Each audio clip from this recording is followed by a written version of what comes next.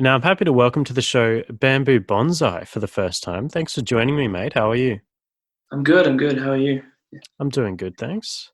First things first, who are your most prominent influences and how do you think they impact your music? I'd say obviously Kevin Parker has been like a huge influence ever since I've been really young. Um, that being said, like it's more as old records and moving into like the future. Like I've taken from some different influences. I really like Unknown Mortal Orchestra as well. Like Mm, I like the way they infuse sort of the heavy psych rock with some jazzy elements, and like that's what I've always tried to do. Coming from bit of a jazz background myself, playing drums. So like Unknown World Orchestra and Tame Impala are pretty big influences for me, I'd say. yeah. Um, Nice. And yeah. speaking of Unknown Mortal Orchestra, are there any particular albums from them? Or for them, is it more just through their catalogue? Probably like the latest two ones, Mm, more so Multi Love probably. I like nice. the actually a bit of both. Hey, like Multi Love's for its probably Multi Love for its musical elements and Sex and Food for its production elements. Mm, That and Lonerism by Tame Impala probably the two like biggest reference points for production, I'd say. yeah. Um, Nice. Great picks, man. And is there a story behind the project name? I guess I mean the way it sort of came about was obviously my name's Yusuf, but I don't really sort of like the idea of it being me because if I play a live gig, I'm not gonna be able to play all the instruments myself. Like Yeah. I might do I could do it in the studio, but to be like, hi, this is Yusuf when there's gonna be six other people on stage, it just sort of seems a bit obnoxious and like Mm, and I never wanted the music to be about me. Like I wanted to speak for itself and to put me like that it's me doing it. I don't know. It just I've never been one for that. Like I've always wanted to be in a band since I was a kid. I don't know. And so I was like, oh, I'll just make myself my band and then form a band when I need to do it live because yeah. that's the funnest part, I guess. You know. Fair. And so, how long ago did you actually land on the name? Oh, maybe like a month before I released my first track. Maybe, yeah. So what, like this time last year, maybe a little bit later than this time last year, I was like, I've got. I was stressing on the name so much, and I was like, you know what? At the end of the day, a name's a name, like whatever. And I was super into bonsai trees at that stage. I was Okay. like, Bamboo Bonsai. That sounds sort of cool. I'll just go with that. Yeah. And No, then I it's asked my it's an brother, and he was intriguing like, "That's name for cool." sure, man. Yeah, I mean, I guess that's what I was going for, like, because there's no one else called Bamboo Bonsai. Mm, Like, so if you Google Bamboo Bonsai, it's not going to come up with someone else. So that's, I mean, I guess a plus in a yeah. sense. Like that was the whole point, trying to find a band name that doesn't exist, I guess. Yeah, for sure. And at the end of the week, you're actually releasing your third single, which is called Yeah, Toxic Human. What can you tell yeah. us about that tune? Oh, it's a lot more, I guess, like rocky than my last two. It's a lot more like psych rock. Mm, The whole, like the other two were a bit. The first one was pretty sort of funk sounding, and the second one was a bit jazzier. It had sax and trumpet and stuff in it, and this one's a bit more like psych rock. It's like the core elements, just two guitars, synths, drums, bass, vocals. Like it's very like a meat and potatoes like psych rock song. It just I guess I hope everyone can relate to it. It's a bit like when someone has a toxic human in their life and they've got to find a way to manage it without sort of cutting ties, I guess. And it's a big thing to do for your sanity and their sanity and keeping everyone around you sane, I guess. mm. And that's where it came from. So yeah, that's about it for that one. And when we're emailing, you mentioned that the track was written a couple of months ago. So did the song itself come together quite quickly compared to the first two singles? Yeah, I mean, here's the thing. Like the first single came. I mean, realistically, if I write a song, I'll just write it till I finish it. But Mm, realistically, the first one probably took the longest. The second one I wrote like yonks ago, but I sort of just reworked it heaps. Yeah, this one I just sort of like sat down at the bass and came up with this bass line. I was like, oh, this is sort of cool. And then when I had the like bass stuff, I was like, oh, I'll just put the chords over the top of this, and then I had the idea in my head of what the drums would be, and it sort of came together. And the full arrangement in like probably a week. Mm. But that being said, when I recorded it, I did change some parts out. But yeah, like probably in a week or something, I guess, maybe. Jeez. Okay, and is that the first song that you've started with just a bass line? Yeah. Usually I probably start with guitar, or I mean, actually, it's the first time with bass, but really every song's different. Like Mm. the first two were with guitar, but there's some more tracks that I have sort of just came together as like complete songs in my head, if that makes any sense. Like I just like sort of heard it in my head and sort of spewed it out on paper what everything was going to be. So every one is different. It really depends. Hey, like it's a difficult thing to sort of quantify Mm. because every time I write it's different. So yeah. How was the actual recording process? Was it much different from working on those first two songs? Actually, yeah, like it was the first time I actually went to a studio, so that was Okay. cool. So drums were like a lot easier to record than my previous method, which was go to uni, rent out a rehearsal room, and rent out a mini little recorder and do it all in one day, like all the drums and everything. But I mean, like I did it all in one day. Like I try and practice the parts Hmm. as much as I can before I go in, and then just do it all in one day. Because I mean, it's just me, so I'd have nothing else to do at home, so I just sit and play music. So yeah, I had to re-record a few things at home, but basically everything was done on on the day in the studio. Okay, and so where did you actually record? Just a QT in the QT studios. Nice, and just completely self-recorded? No, I had a guy in there help like just operating the desk for me. Mm. His name's Abel. I think he's a third year at QT. I'm pretty sure. But yeah, no, like I regards to mixing and stuff, like I did that myself. And then I got it mastered by a guy in LA called Tony Blade. He's a friend of my brother's, and he's a really good mix engineer and mastering engineer. So yeah, I got it mastered by a guy called Tony Blade in LA.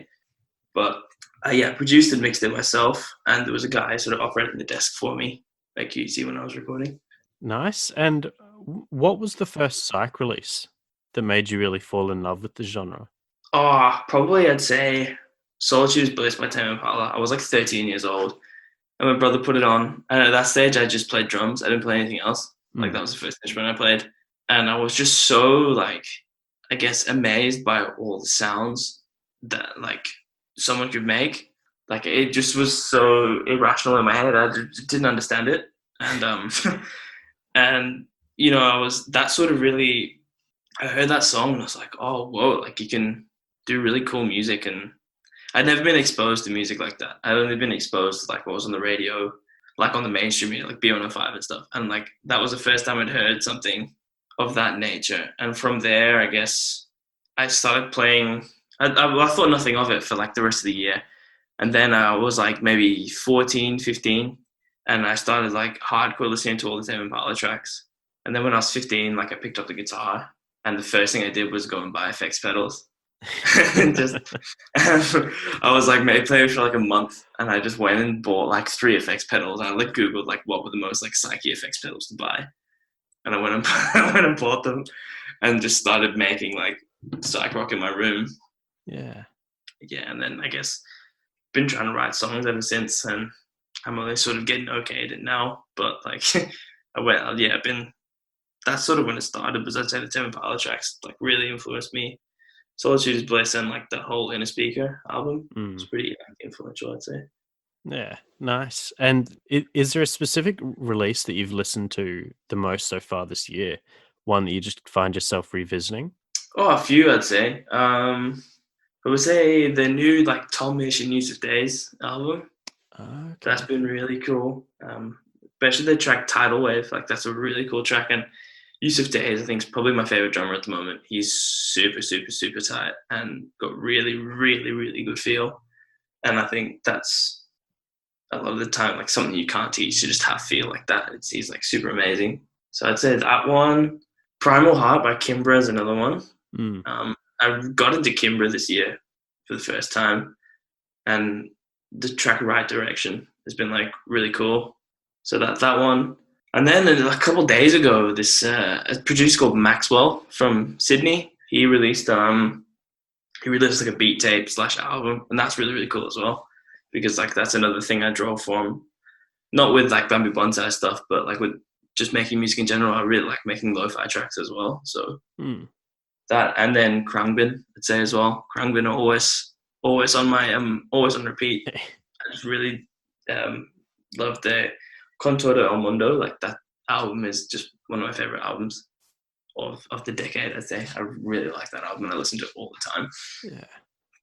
Nice. And now moving on to more locally, are there any Queensland releases recently that have really stood out to you? Yeah, my friend Paddy Wilson, he has a project called Float Therapy. Yeah, that new Gaffer tape. I really dig that track. He showed me that track for the first time maybe like a year ago.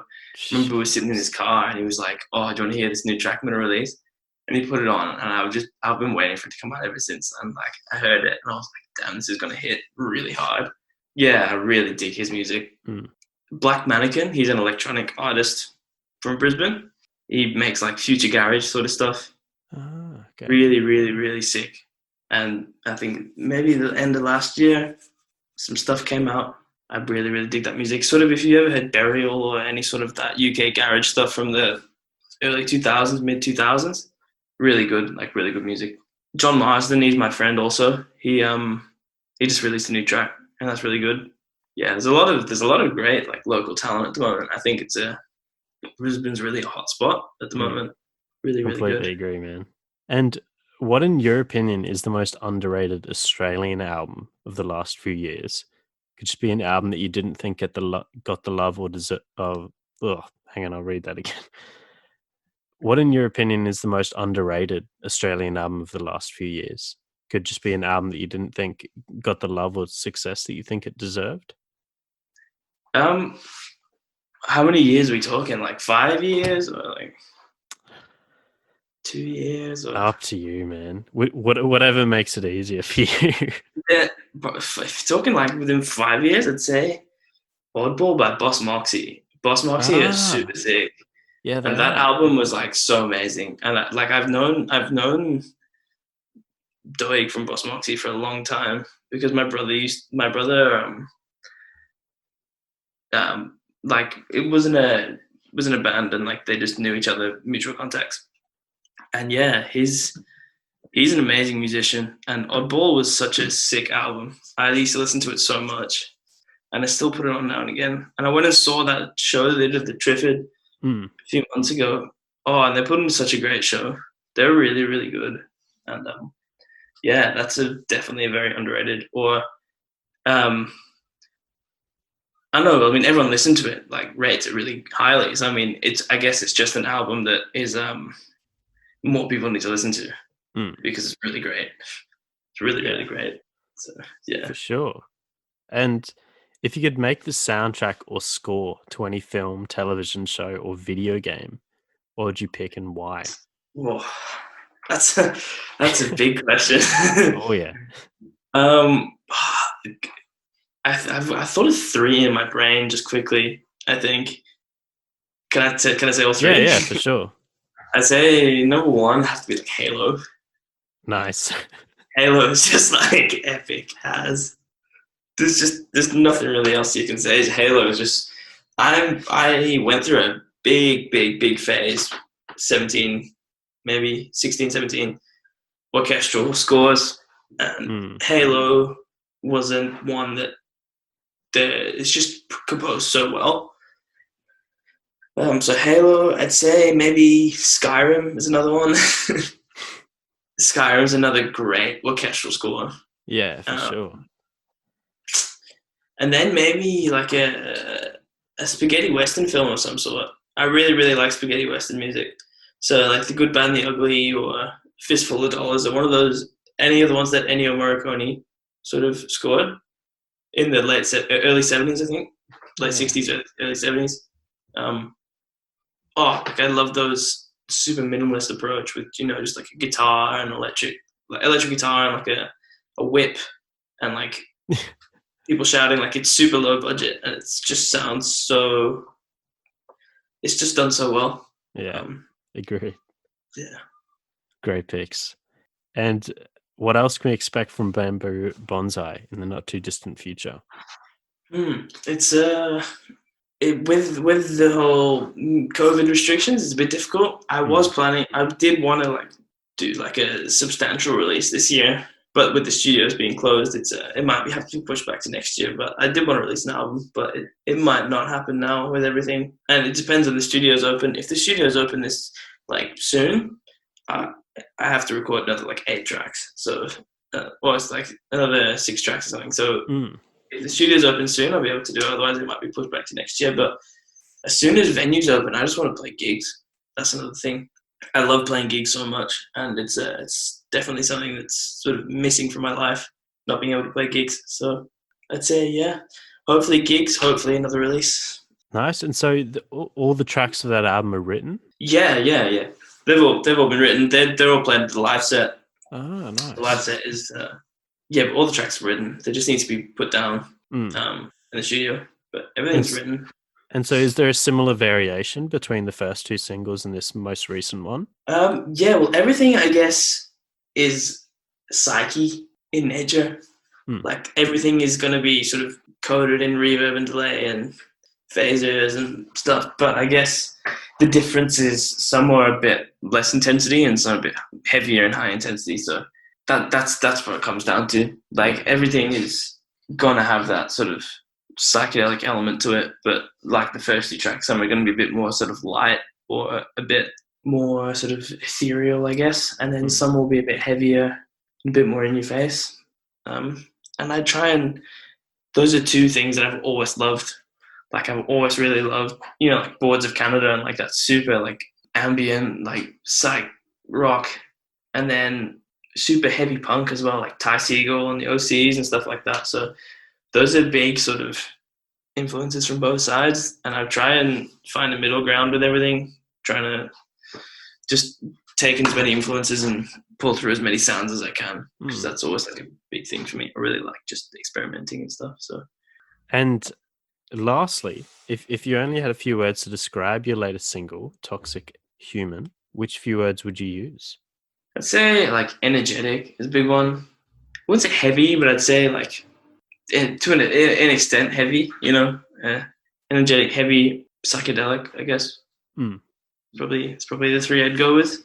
Sweet. Well, thanks for joining me, Yusuf. It's been a pleasure. Thanks for having me on. Yeah, it's been great. Thank you very much.